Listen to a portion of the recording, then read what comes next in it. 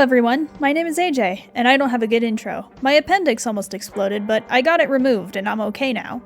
Original characters. I love them, you love them, everyone loves them, at least if they're done well. The internet is chock full of characters that were created by fans for specific stories and games that they love, and that's the specific type of character that we'll be approaching today.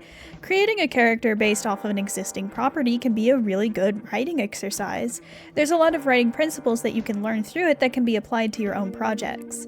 Today I'll be creating a character based off of Ring by Trackpad Artist here on YouTube as a demonstration.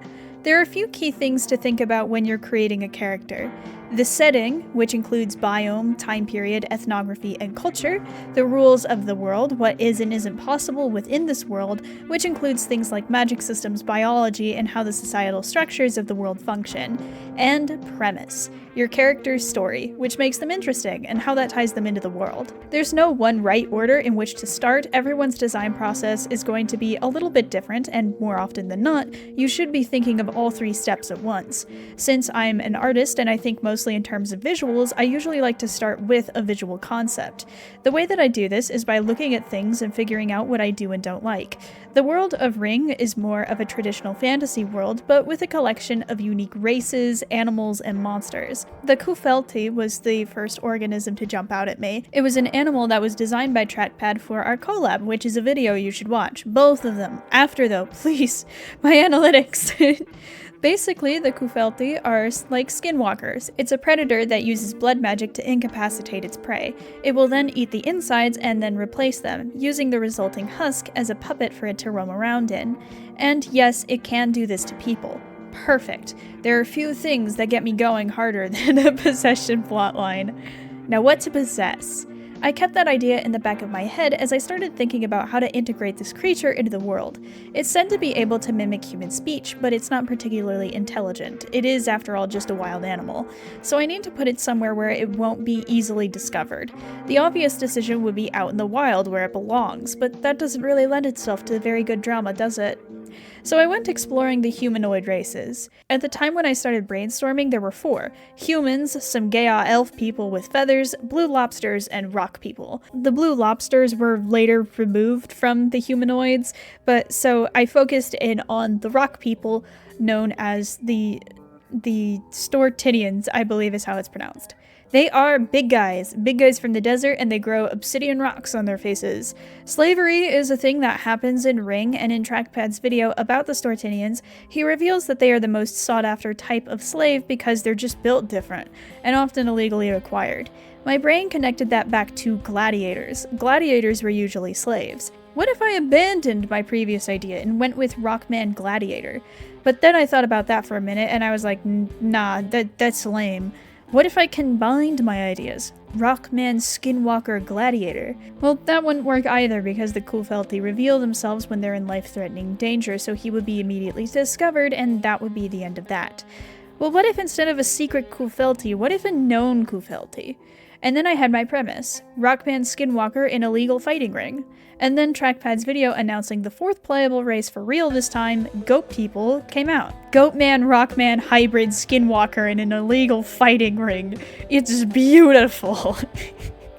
And now that I have my visual concept and my premise, now it's time for some refining. This is when I do art stuff. The subconscious part of the mind is where artwork comes from. When I'm making concept art, I like to let my subconscious mind drive the designing process.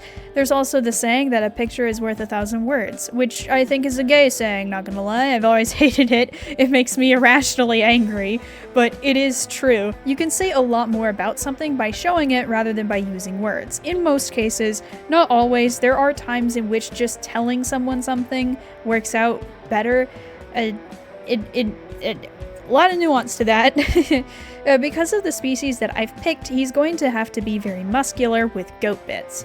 He'll also have obsidian rock bits, so I need to keep that in mind, but I can worry about that later. While I'm going through this initial pass, I decided not to worry too much about the Skinwalker parts until the end. I'm just going to draw him normal first to get the design down, and then do a sketch afterwards of how he would usually appear. I wanted to really push the exaggeration of the body type this time, so I made him pretty darn top heavy and no leg day, then added all of the fun bits on top of my base. Goat head is obvious, then fluff. The rock people are always bald, so all of the hair had to come from the goat side, so it makes sense that the goat head would be the head part instead of just like a human man with rock beard. I put that fluffy on his back, chest, and legs, and then left everything else bare so that we have room for the obsidian. The rock people usually grow rocks on their forearms and chests. The men always grow beards of rock, and since goats also have beards, I think this mixed very well. I also decided to make the horns and hooves out of obsidian as well, since those are very firm parts of the body. For clothing, I kept it very simple. From what I've noticed so far, the clothes of Ring are usually fairly simplistic. It's a part of the aesthetic. The main interest of the designs is usually on the body of the character rather than the clothes. The hair, the horns, the face, etc. Complex clothing would clutter the design and take away from the interest of the body.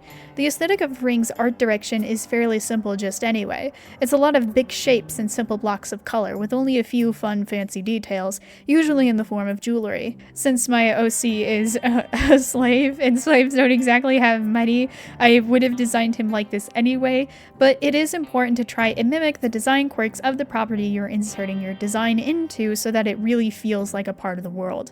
I might have gone a little too ham on the amount of rocks I shoved in there, but since this is a character I won't be drawing very frequently, I did allow myself to indulge in that respect. Some examples of when I've mimicked the design quirks of other properties would be my velvet design for the bed and breakfast for former baddies, because while I've made a lot of changes to the source material for my Toad Complete revamp, I did mimic some of Vivzi's design quirks, like when she just puts shapes on top of the character's tits and random chokers in places, and that kind of thing. For colors, I started by sampling them directly off of Ring's concept art so that it matches the aesthetic of the world a little bit better. I did that for all of the big blocks of color. The obsidian, though, I did my own thing. I did a teeny bit of research about obsidian and discovered that there are different types of obsidian. The specific type that I chose to use is red ribbon obsidian, which is incredibly rare. It's created when lava cools rapidly. The red color is created by the presence of iron and other imperfections, which when layered create the stripes. I was thinking that maybe hybrids would have a greater chance of having unique obsidian formations because interracial couples have greater genetic diversity. That's a headcanon. I don't speak for Trackpad, but it was an idea that came into my head. Back to the topic, red ribbon obsidian is incredibly expensive. It's stupid expensive. And I think that it does a good job of hinting that my boy came from a fairly wealthy family despite his current circumstances. After getting all of the rocks colored in, I shifted the tints of my colors a little bit to be a little bit redder, a little bit warmer, so they feel like a unified set. Now, something to think about when you're creating your OCs is ethnography. You might have heard this term several times when people make video essays tearing apart modern fantasy garbage like Rings of Power. Ethnography is the part of the world building that deals with the racial demographics of your world. Most of the examples we have of ethnography done poorly are usually committed by political obsessed activists, but ethnography in a fantasy setting doesn't just apply to skin color. The rock people and the goat people of Ring are considered different races rather than different species, and can interbreed with each other. The goats originate from colder regions while the rock people emerged from the desert. Because of this, you can't just put a goat in a random backwater rock person town with no explanation, because it doesn't make any sense. Goat people don't live in the desert. To put one in a place it doesn't belong with no explanation and expecting your audience to just accept it because you just wanted to have a goat there destroys verisimilitude because it indicates to your audience that the canon of your universe is a guideline rather than a rule, something that can be ignored if it suits the author's purposes. It makes it harder to get invested in the world and really immerse yourself and make you feel like this is real. It reminds you that what you're watching is fake. This presents a teeny bit of a problem considering I need to put one of each of these two races together in a way that makes sense and would make breeding possible. So I needed to come up with an idea. The Gaetans are a very intelligent species with a lot of cultural emphasis on education and continued learning. Because of this, they are often overrepresented in positions of power, influence, and wealth. They often live alongside humans and have a very large population in melting pot trading cities. They breed frequently with humans, so much so that there is an entire population of those hybrids. Stortinian merchants will sometimes travel to certain cities to trade, and there are plenty that live in melting pot cities just anyway, so now we have a perfect place for our Adam and Eve to meet, a city in the world in which there is greater diversity. There are other things to consider that could be worked into the parents. The slavers usually only operate in the outer rings of the world where it's harder to enforce the rules, so we need to give our characters a reason to be out there. Something else to think about is the habitat of the Kulfelti. They hate extreme temperatures and live in the second and third rings of the world. So obviously those rings are very far away from each other. So what I've come up with is this. Our character's father was an archaeologist interested in exploring lowly treaded ruins. He took with him a Stortinian merchant he recruited to be his survival expert and pseudo-bodyguard on his expeditions, a business relationship that evolved into something more. They had a child, but never really settled down. They only stayed in towns long enough for the father to publish his findings and get restocked for their next expedition. Gaetans are usually homeschooled by their fathers anyway, so I think this fits well with the pre-existing lore. Stortinian families usually stay in tight-knit groups, so since our mother here is now separated from her own group to stay with her husband, to compromise, their kid will stay with him instead of going off to do his own thing, which is traditional of Gaetans. Our boy is very happy to come along on these expeditions. Not so much for the archaeology, but for the bugs, insects, flora, and fauna that he finds near it. He's very interested in biology. All of this is to set up that all three will be together in the deserts of the Outer Rings for an expedition that goes horribly wrong and gets all of them captured by slavers. Our boy, being a fancy little hybrid with extra fancy little rocks, was separated from them and put in with the more expensive contraband. Curiosities, collectibles, species that you don't see every day, slaves that would be a waste left to manual labor alone. It was during shipment that he, Garaz, attempted to escape. As a diversion, he released all of the animals, but he made a mistake. One of the animals he released looked to be a normal prey animal, but it was so much more than he thought it was. It was only after he released it that he noticed that its skin was a little too tight, and the way it walked wasn't quite right. It was a Kulfelti, a big one that had outgrown its host and was looking for a new body, and Garaz was just the right size. The slavers were furious. They were able to recapture most of their animals, but it was far too late for Garaz. Their Kulfelti was already living inside him. Oh well, they'll just have to sell them together as one. It won't make them quite as much money as it would selling each of them individually, but it will at least recoup some of their losses, and they'll still make some money on it. They were sold to the highest bidder, some reach-a-late prick. He was given the name Zeok and became his master's chosen gladiator to fight in underground illegal fighting rings. And we're done now! We have an OC! I double-checked all of the important bits with trackpad to make sure that I did it well, which, yeah, that's cheating, but I wanted to be sure that I'm actually good at this before telling you all to follow my example. You can never be too careful.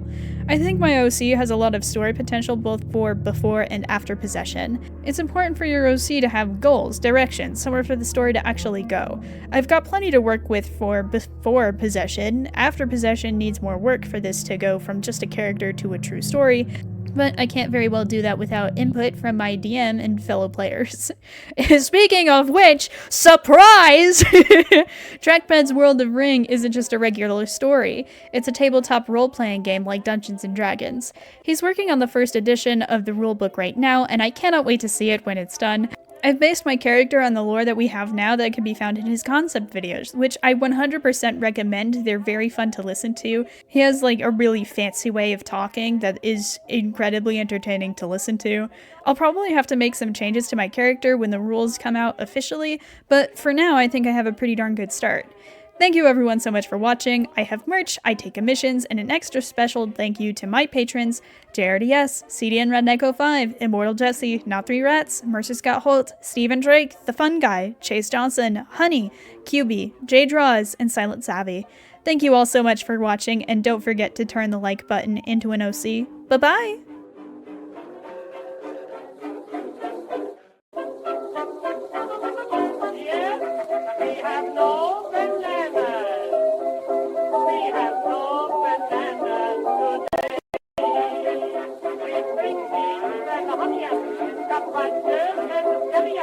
And all kinds of fruits and stay. We have a pretty good old-fashioned connector. What that's so good to Long Island potato. Yes. We have no banana.